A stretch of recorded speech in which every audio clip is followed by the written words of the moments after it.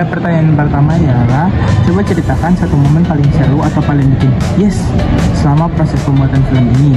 Lalu ceritakan juga satu momen yang paling bikin pusing tujuh keliling atau hampir bikin kalian putus asa. Apa yang kamu rasakan dan pelajari dari dua momen yang kontras itu?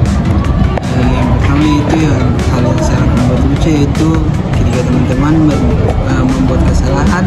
Di situ ada hal yang lucu juga, dan hal yang bikin pusing yaitu ketika saya lupa membawa pakaian ganti untuk take film, dan di situ teman-teman marah kepada saya. Terima kasih. Jawaban saya untuk pertanyaan refleksi pertama, yaitu satu momen paling seru adalah ketika akhirnya satu scene yang dari tadi diulang-ulang dapat diambil dengan mulus. Lalu untuk refleksi kedua, satu momen yang paling bikin pusing adalah ketika satu scene yang tidak jadi-jadi, mungkin karena pemain lupa dialog, atau juga karena pencahayaan yang kurang, atau karena angle yang kurang baik. Kalau yang paling wow itu setiap kali syuting sama teman-teman semua itu selalu perasaannya wow banget. Tapi kalau yang paling ngeselin itu pas ulang-ulang adegan terus karena ada salah kata, ada dialog yang salah, atau pada ketawa.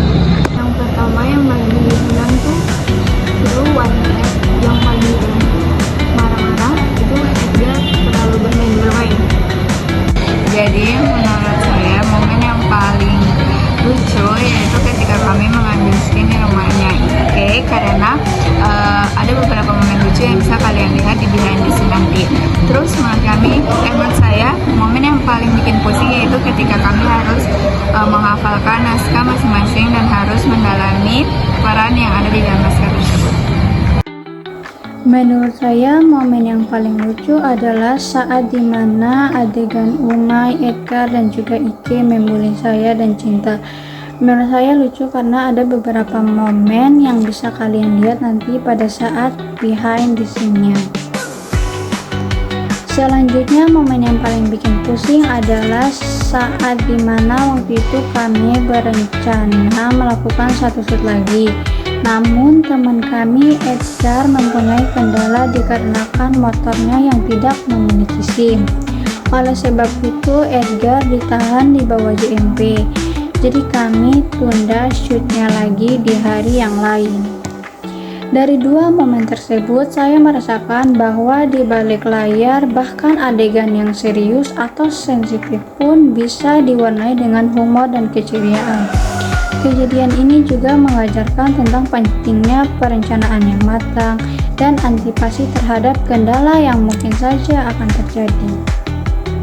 Yang pertama, tentunya kami dalam kelompok sempat mengalami kesulitan dan kekecewaan, tetapi kami bisa mengatasi hal itu. Hal itu sangat saya banggakan karena meskipun telah dikecewakan, tetapi teman-teman anggota kelompok saya tetap bersemangat dalam proses pembuatan film ini.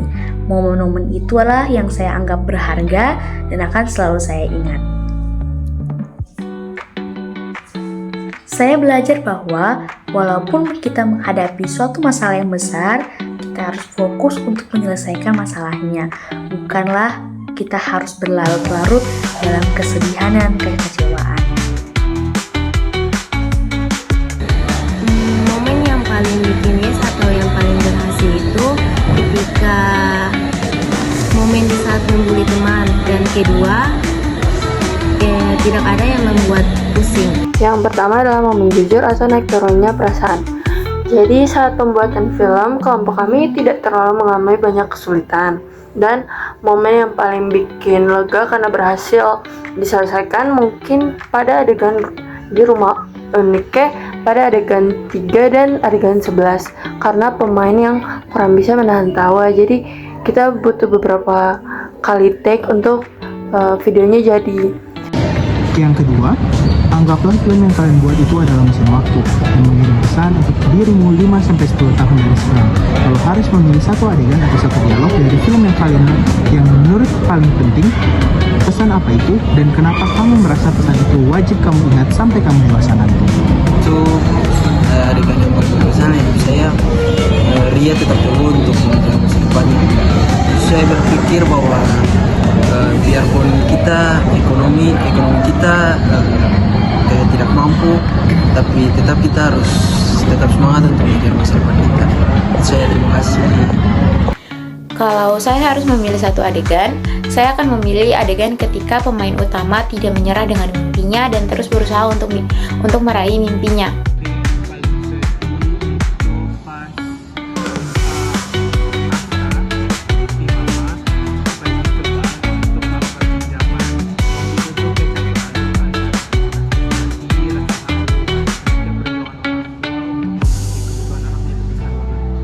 Yang bikin paling terharu itu adalah Aska sebagai mama rela untuk meminjam uang di bank untuk keperluan anaknya kuliah. Menurut saya scene yang paling sedih yaitu ketika scene-nya yang diperanin oleh Aska dan Umi, karena scene-nya yaitu mau bangga sama kamu, itu menunjukkan rasa bangganya mama kepada anaknya. Adalah, jangan pernah menyerah pada impianmu untuk masuk ke fakultas yang kamu impikan. Meskipun keadaan ekonomi sulit, ingatlah bahwa kecerdasan dan kerja kerasmu adalah modal utama. Teruslah belajar dan berjuang karena kamu mampu meraihnya. Saya merasa pesan ini wajib saya ingat karena saya tahu perjuangan untuk mencapai cita-cita ini tidak akan mudah. Akan ada banyak rintangan dan tantangan yang harus dihadapi. Namun saya percaya bahwa dengan tekad yang kuat, saya bisa mengatasi semua itu dan menjadi dokter yang bermanfaat. Menurut saya dialog yang penting adalah ketika saya, Cinta, yang berperan sebagai Gia, membantu teman saya, Umi, yang berperan sebagai Ria ketika mengalami pembulian. Karena para pembuli tidak suka dengan Ria yang berada di peringkat 1 eligible. Contoh dialognya yaitu, jangan memikirkan apa kata mereka ya Ria, mereka hanya iri saja dengan kamu. Menurut saya harus selalu menguatkan teman saya ketika mengalami kesulitan. Akan saya ingat selalu hal tersebut sampai saya dewasa. Yang kedua itu paling penting, Cinta memberikan semangat buat Umi untuk tidak mendengarkan pembuli dari antara Rina dan teman-temannya. Lalu pertanyaan yang kedua adalah nasihat untuk masa depan.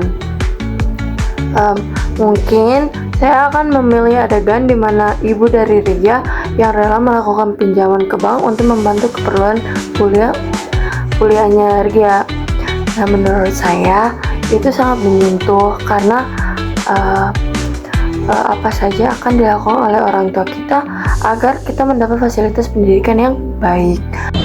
Pertanyaan ketiga, sebelum kita memulai proyek ini, kata pinjaman atau investasi mungkin terdengar berat atau ribet, atau bahkan bukan urusan kita. Nah, setelah mengalami sendiri proses riset, diskusi, dan menciptakan cerita film, apa sih satu hal yang paling berubah dalam cara pandangmu soal mengelola keuangan untuk masa depan? Menurut saya yaitu saya lebih tahu sekali untuk cara pinjam meminjam. Saya terima kasih. Jawaban saya untuk refleksi terakhir yaitu, satu hal yang paling berubah dalam cara pandang saya soal mengelola uang buat masa depan adalah saya jadi sadar bahwa keputusan keuangan itu bukan cuma untuk sekarang tetapi untuk masa depan dan untuk menjaga diri sendiri dari kesusahan dan biar tidak menyusahkan diri sendiri di masa depan. Setelah melakukan wawancara dan juga pembuatan film, saya jadi menyadari bahwa pinjaman merupakan salah satu pilar utama dari ekonomi atau literasi keuangan, di mana pinjaman yang baik akan membawakan dampak baik, namun jika pinjaman yang buruk maka akan juga membawakan dampak yang buruk. Saya belajar lebih bijak dalam melakukan pinjaman. Dari video atau film yang kami buat, saya bisa belajar tentang literasi keuangan dan bagaimana dan jenis-jenis pinjaman. Nah, dari situ saya bisa mengetahui lebih lanjut apa itu pinjaman dan lain-lain. Bagi masyarakat. Dan yang pertanyaan terakhir, pertanyaan yang ketiga, apa sih satu hal yang paling berubah dalam cara pandangmu soal mengelola uang untuk masa depan? Hal yang paling berubah dari cara pandang saya soal mengelola uang untuk masa depan adalah kesadaran bahwa uang bukan hanya alat ukur, tapi juga investasi untuk mewujudkan impian dan menciptakan dampak positif. Hal yang mengubah cara pandang saya dalam mengelola keuangan untuk masa depan adalah sifat boros yang harus dihilangkan. Karena bila sudah punya sifat boros pasti